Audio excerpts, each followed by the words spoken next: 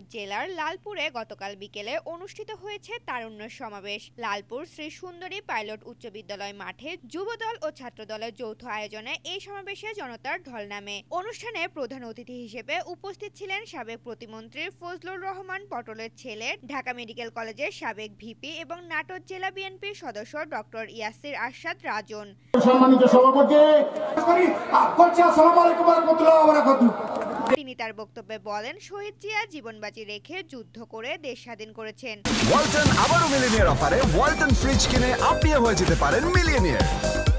Millionaire ছড়াছড়ি দেশ জুড়ে, এটা শুধু ওয়ালটনই পারে।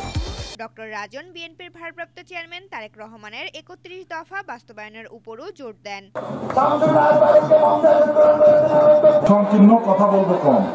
এছাড়াও ওয়ালিয়া ইউনিয়নের বিএনপির সাবেক সভাপতি আব্দুল হাকিম, দুয়ারিয়া ইউনিয়ন বিএনপির সাবেক সাধারণ সম্পাদক ইসমাইল হোসেন, উপজেলা স্বেচ্ছাসেবক দলের সাবেক সাধারণ সম্পাদক মনসুর রহমান সহ বিএনপি ও এর অঙ্গ সংগঠনের সহস্রাধিক নেতাকর্মী এই সমাবেশে উপস্থিত ছিলেন।